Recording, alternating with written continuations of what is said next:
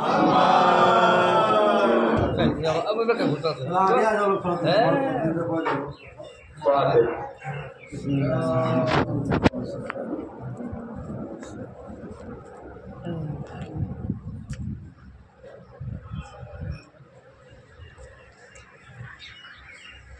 حول ولا قوة إلا بالله العلي العظيم. أعوذ بالله من الشيطان الرجيم. بسم الله الرحمن الرحيم. الحمد لله رب العالمين والصلاة والسلام على أشرف الأنبياء والمرسلين خاتم النبيين مولانا محمد الثقلين جد الحسن والحسين أبو القاسم مصطفى محمد. اللهم صل على محمد وآل محمد وعلى الطيبين الطاهرين المعصومين المظلومين المنتخبين المنتجبين. أما بعد فقد قال الله تبارك وتعالى في كتابه الكريم. بسم الله الرحمن الرحيم. إن الله وملائكته يصلون على النبي يا أيها الذين آمنوا صلوا عليه وسلموا تسليما. اللهم صل على محمد وآل محمد. حضرات گرامی قدر، برادران ملت اسلامیہ، بندگان توحید و عاشقان رسول و آل رسول، بندگان توحید، قطعان دربار بطول، مولا سبھی کے جذبہ ایمانی کو زندہ و سلامت رکھے. اتنے شدید موسم میں آپ سب لوگوں کا اس فرش حسین پر آ جانا اس بات کا اعلان کر رہا ہے کہ جو موسموں پر حکومت کرے اسے علی کہتے ہیں. آپ لوگ اس فرش ادا پر آ چکے ہیں.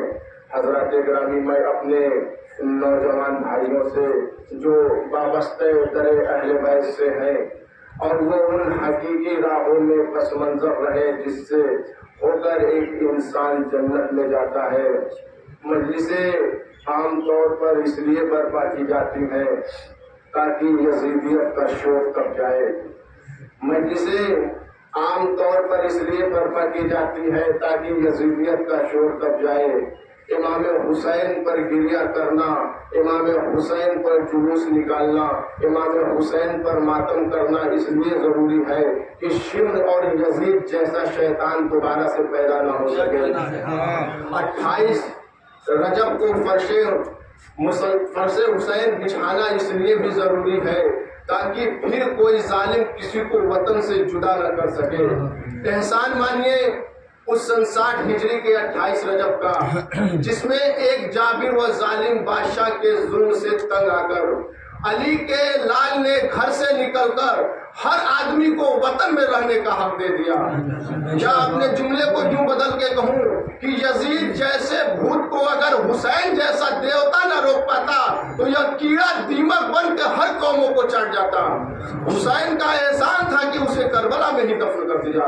صلوات پڑھیے محمد. اللهم صل على محمد وآل محمد. میں آؤں گا اپنی اس منزل پر جس کو میں نے گفتگو کلام قرار دیا ہے. قرآن کی مشہور و معروف آیت جس سے ہر مسلمان پڑھتا ہے، ان اللہ و ملائکتہ یصلون علی النبی یا ایھا الذین آمنوا صلوا علیہ وسلموا تسلیما. ان اللہ و ملائکتہ، بے شک اللہ اور اس کے ملائک درود پڑھتے ہیں علی النبی پہ. بے شک اللہ اور اس کے ملائک درود پڑھتے ہیں نبی پہ. اور آگے اس کے پڑھ کے اللہ یہ کہہ رہا ہے، اے صاحب ایمان تم بھی ان پر درود پڑھو اور وسلموا تسلیما، اور انہیں ایسے تسلیم کرو جیسے انہیں تسلیم کرنے کا حق ہے. اب میں یہ کہوں گا کہ مسلمان علی کو مانتے تو ہیں لیکن علی کو تسلیم نہیں کرتے. جھگڑا ماننے پر نہیں ہے، جھگڑا تسلیم کرنے پہ ہے. جھگڑا ماننے پہ نہیں ہے، جھگڑا تسلیم کرنے پہ ہے. قرآن منزل تحقیق پر نہیں ہے، قرآن منزل تسلیم پہ ہے. جس طرح سے قرآن منزل تحقیق پر نہیں ہے اسی طرح سے علی کے فضائل بھی منزل تحقیق پر نہیں ہے. قرآن کی آیت پر بھی شک نہیں، علی کے فضائل پر بھی شک نہیں. دو لفظ ایسے ہیں، ایک ہے تحقیق، ایک ہے تسلیم. تحقیق اسی کی بات پر کی جائے گی جو گنہگار ہوگا، جو گنہگار ہوگا، ظالم ہوگا، ظلم کرنے والا ہوگا، اسی کی بات پر تحقیق ہوگی. جو غیر معصوم ہوگا اس کی بات پر تحقیق ہوگی. معصوم پر تحقیق نہیں ہے، معصوم پر تحقیق نہیں ہے، معصوم پر تسلیم ہے. معصوم منزل تحقیق پر نہیں ہے، منزل تسلیم پہ ہے. قرآن میں انگنت آیتیں ایسی ہیں جسے عقل ماننے کو تیار نہیں. قرآن میں انگنت آیتیں ایسی ہیں جسے عقل ماننے کو تیار نہیں. آدم بنا ماں باپ کے دنیا میں کیسے چلا آیا؟ تحقیق نہ کرو، تسلیم کرو. نوح کے تندور سے پانی نکل کر پہاڑوں تک کیسے پہنچ گیا؟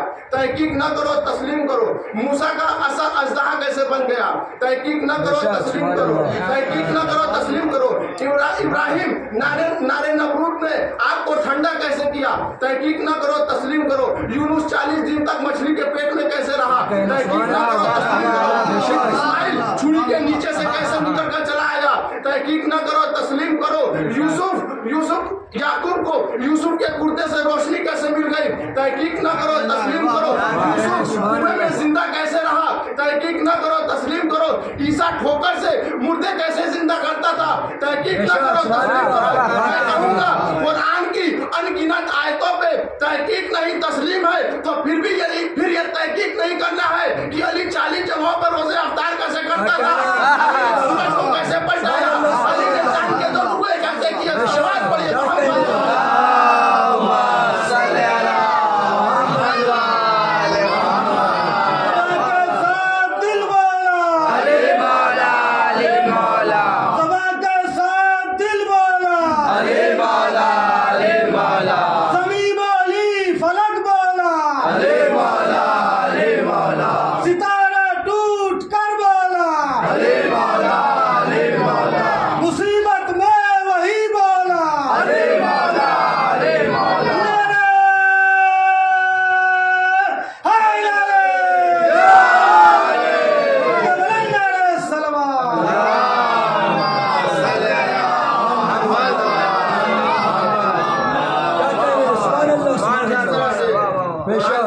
آیتوں پر تحقیق نہیں ہے، اسی طرح سے علی کے فضائل پر بھی تحقیق نہیں ہے.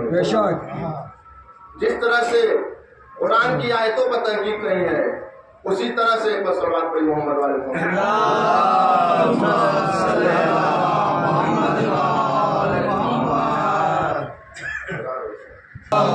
صلی اللہ محمد والے محمد. جس طرح سے قرآن کی آیتوں پر تحقیق نہیں اسی طرح علی کے فضائل پر بھی تحقیق نہیں ہونی چاہیے. ایک شخص جو مصر میں رہتا ہے، امام جعفر صادق علیہ السلام کے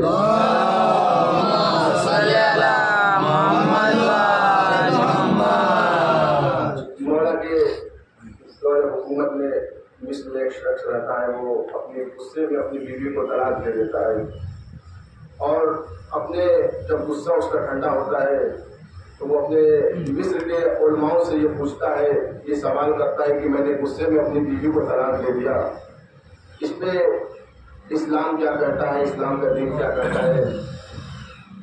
تو مولویوں نے جواب دیا تو وہ جواب سن کر مطمئن نہیں ہوا. جب وہ مطمئن نہیں ہوا تو وہ سفر کیا، سفر کر کر مدینے چلا آیا. اس وقت جب مدینے آیا تو اس وقت اس دور کے حاکم نے مولا کو نظر بند کر رکھا تھا. اس نے پوچھا کہ وارث رسول کہاں بیٹھتے ہیں؟ لوگوں نے بتایا کہ وہ دربار میں بیٹھتے ہیں. دربار میں گیا، جا کر دیکھا تخت پہ ایک حاکم بیٹھا ہوا ہے.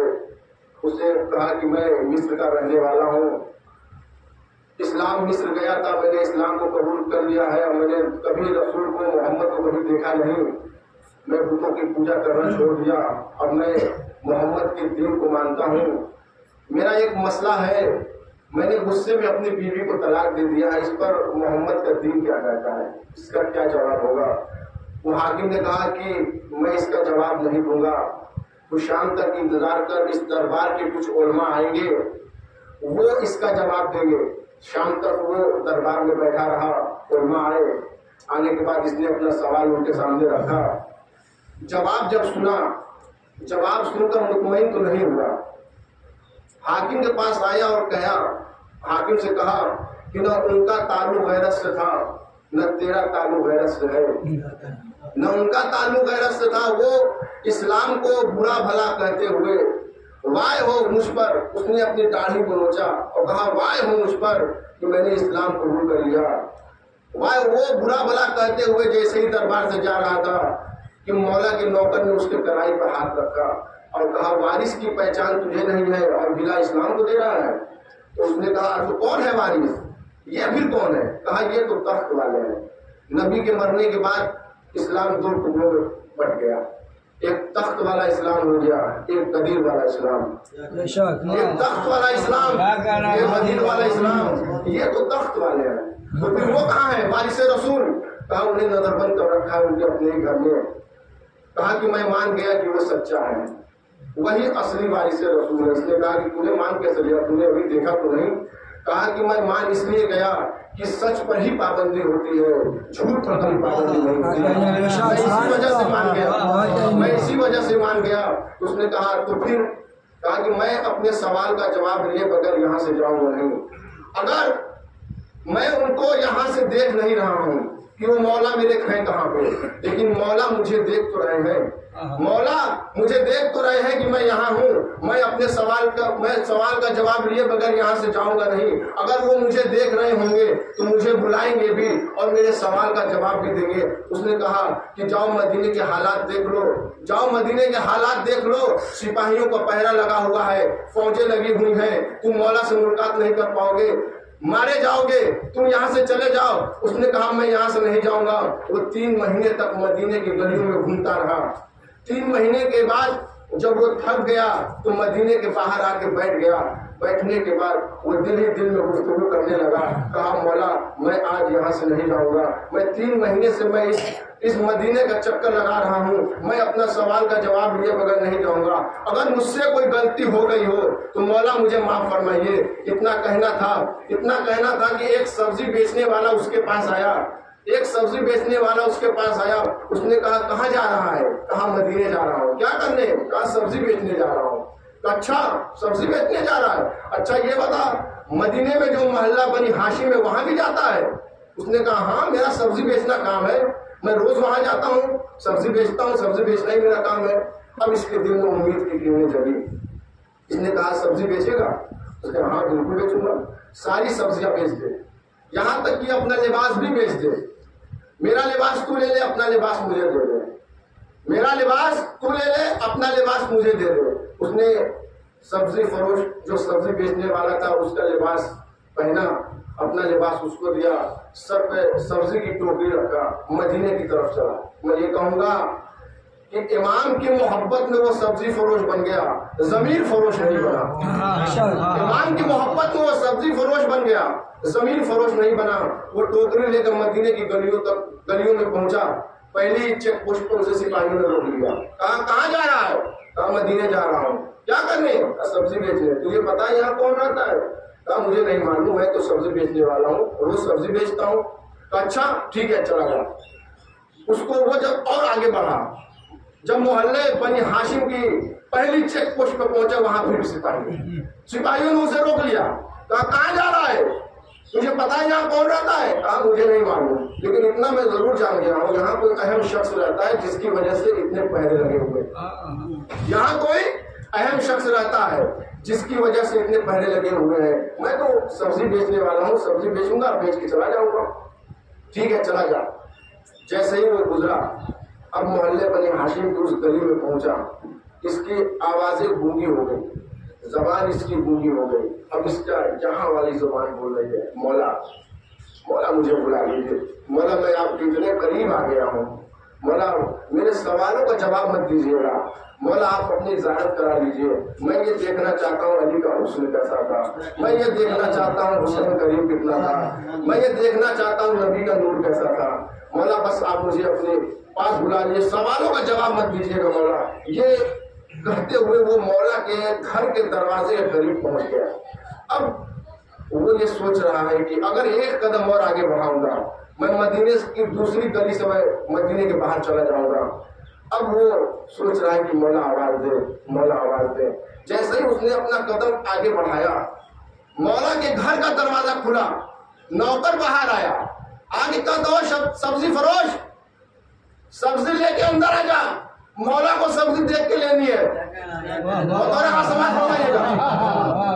उसका दिल अभी यही कह रहा था कि मौला मुझे बुला ले। तुरंत मौला के घर का दरवाजा खुला, ऐ सब्जी फरोश, आज मौला को सब्जी देख के लेनी है। कल तू सब्जी दे गया था, सब्जी खराब थी, आज मौला ने कहा है कि मैं आज खुद सब्जी दे के लूंगा। अब उसके दिल में एक उम्मीद चल गई, और वो मुस्कुराया, अब समझ गया कि तीर चल गया। लेकिन जल्दी से दरवाजे के पास पहुंचा, सिपाहियों ने फिर रोक लिया, कहाँ जा रहा है? तुझे पता है यहाँ कौन रहता है? यहाँ शियों का इमाम रहता है, हाकिम ने इन्हें नजरबंद कर रखा है ताकि इन्हें इनसे कोई मिल न सके। तुझे बड़ी जल्दी है इनसे मिलने की? ताकि मुझे मिलना नहीं है, इसके मौला ने बुलाया है, इसके मौला को सब्जी देख के लेनी है, तो मैं तो बस सब्जी देने जा रहा हूँ। ये अच्छा ठीक है, मैं भी तेरे साथ चलूंगा। अब सिपाही दोनों उसके पीछे पीछे उसके सरों पे मंडरा रहे हैं। अब ये खौफ के मारे कभी इधर देखता है, कभी उधर देखता है।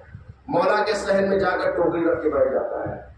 इसकी नजर मौला की, उसको मालूम है किसी हुजरे में मौला रहते हैं, इसकी इसी हुजरे में मौला किसी हुजरे से निकलेंगे। अब ये मौला का इंतजार कर रहा है, ये मौला का ऐसे इंतजार कर रहा है जैसे मूसा दूध पकड़ रहे थे।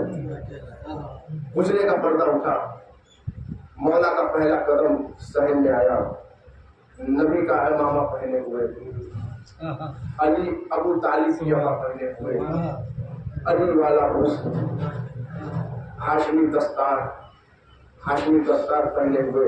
ये मौला को ऐसे देख रहा था जैसे मिस्र के बाजार में औरतें यूसुफ को देख रही थी। ये मौला को ऐसे देख रहा था जैसे मिस्र की औरतें यूसुफ देख रही थी।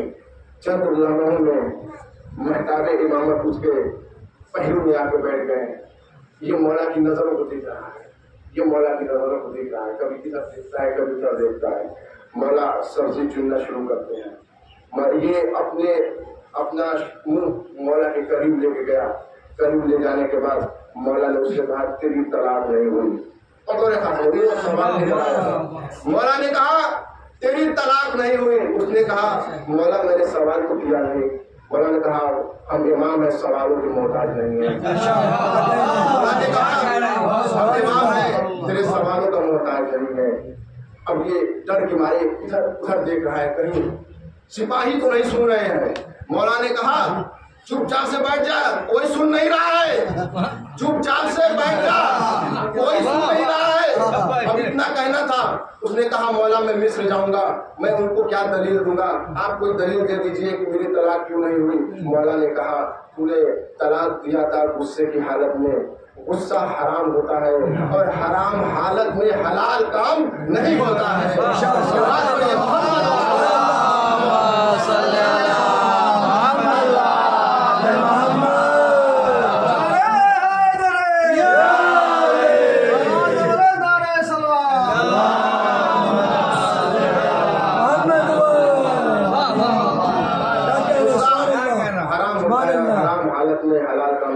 इस वाक्य के जरिए से एक सबक आप तक पहुंचा मैंने। अब या अली मदद करके उठा, जैसे उठा सिपाहियों की आंख खुल गई। अच्छा तू भी मुहिब है, तू भी इनका चाहने वाला है, भेष बदल के आया था, चल मैं तुझे जिंदान में डालता हूँ। इतना कहना था उसे घसीट के लेके जा रहे थे। इसकी नजर इमाम के चेहरे पे, इमाम मुस्कुरा रहे हैं। इसने कहा मौला मेरे एक सवाल का जवाब दे दीजिए, मौला मेरे एक सवाल का जवाब दे दीजिए। इन 3 महीनों तक मेरा इरादा हुआ कई बार ऐसा कि मैं मिस्र वापस चला जाऊं, लेकिन आधे रास्ते से मैं वापस चला आ रहा था। वो कौन सी चीज है जो मुझे वापस जाने नहीं दे रही थी? एक मरतबा इमाम ने कहा अगर तेरी माँ आधे रास्ते से वापस नहीं जाती तो तू भी आधे रास्ते से वापस नहीं आता। सलवात पढ़िए मोहम्मद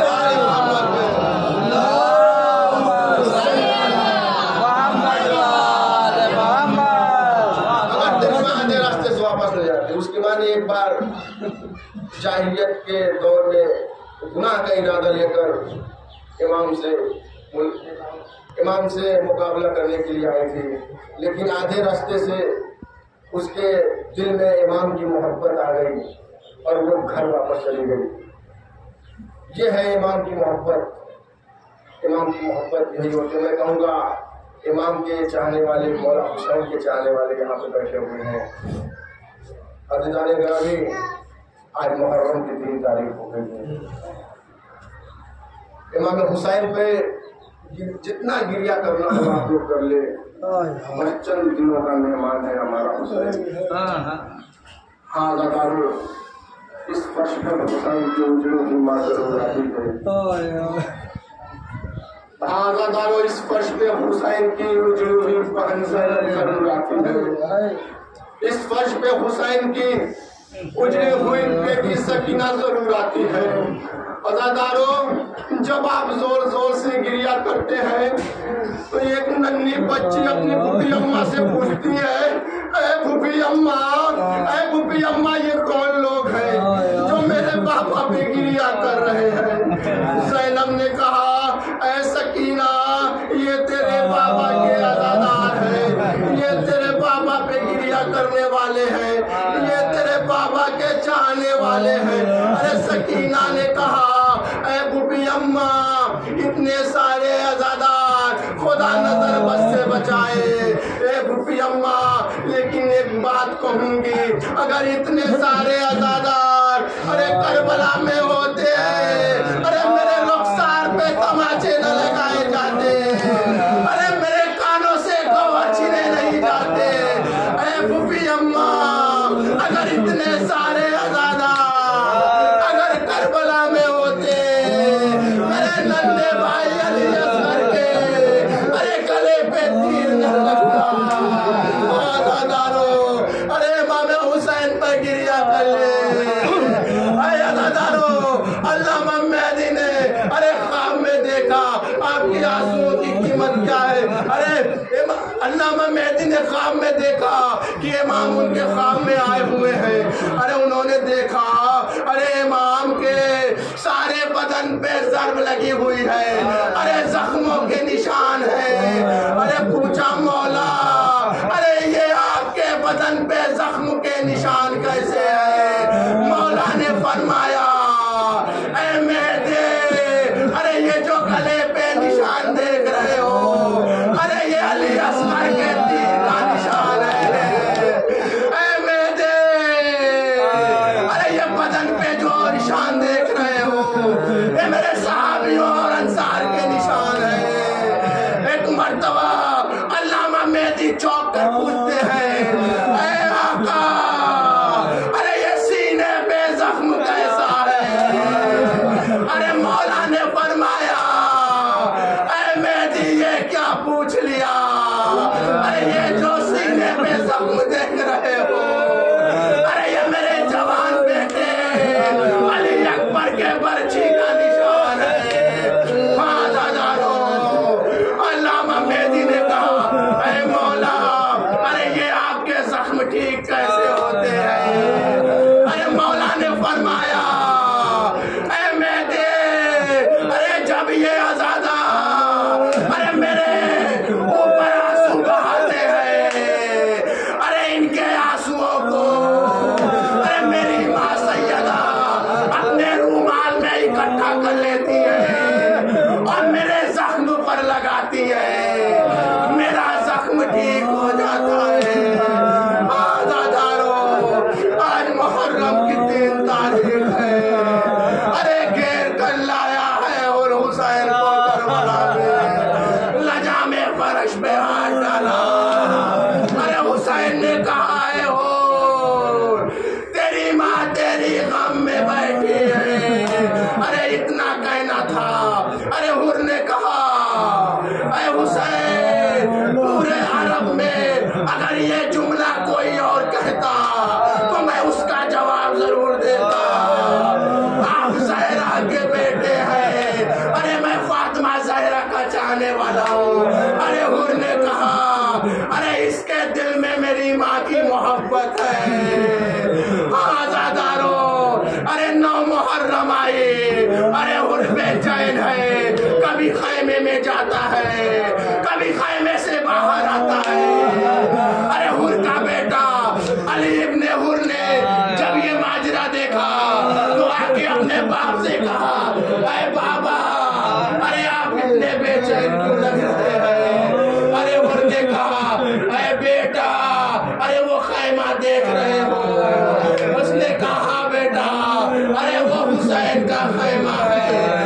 तुम्हें कुछ आवाजें सुनाई दे रही है।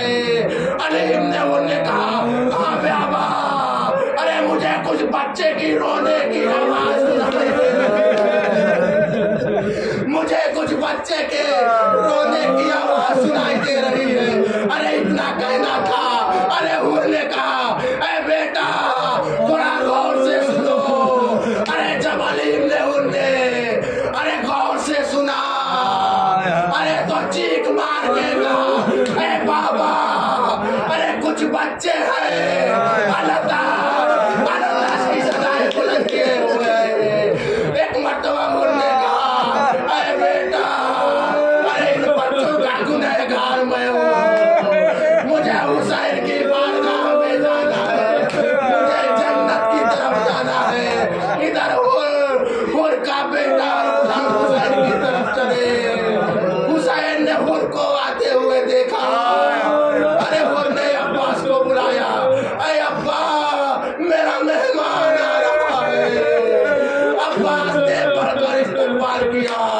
हुर इमाम के करीब आते हैं, अपने आप को हुसैन के कदमों में गिरा लेते हैं और कहते हैं मौला मैं बहुत शर्मिंदा हूँ। अरे इतना कहना था, खैमे का पर्दा उठा और कह दिया है हो, अरे तुझे ज़ैनब ने सलाम दिया। इतना कहना था और मुंह के बल रेत पर गिर गया और कहता है अरे वो शहजादी है, वो अली की बेटी है, अरे मैं गुलाम। इतना कहना था। हुसैन ने दोनों बाजू पकड़कर उनको उठाया, गले से लगाया। उन्होंने कहा आका मुझे जंग की इजाजत दीजिए, इससे पहले अरे मेरा बेटा आप पर शहीद होगा। अरे अली इब्न हुर को तैयार किया, मख्तल में भेजा। अली इब्न हुर ने अरे तलवार चलाई, तलवार चलाई। अरे खुदा लानत करे एक मलून पे, अरे उसने ऐसा वार किया। अरे अली इब्न हुर घोड़े पर संभल लगा, घोड़े से जमीन पर आया, आवाज दिया है बाबा मदद को आइए। जब वो अपने बेटे के लाशे पर पहुंचे तो क्या देखा हुसैन, अरे उसके बेटे को, अरे बेटे के सर को अपने जानू पर रखे हुए हैं। एक मर्तबा उन्होंने कहा अरे आका, अरे ये गुलाम ज़ादा है, मैं अपने बेटे का लाशा खैमे तक ले जाऊंगा। अरे हुसैन ने कहा अरे हो, अरे ये जवान बेटे का लाशा है, तू ज़ईफ हो गया, जवान बेटे का लाशा कैसे उठाएगा। एक मर्तबा अरे हुर ने कहा मैं कहूँगा अरे मौला, अरे यही करबला होगी, यही मख्तल होगा। अली अकबर के सीने में पर्ची का फल होगा। आप अपने जवान बेटे के लाशे को खैमे में कैसे ले जाएंगे।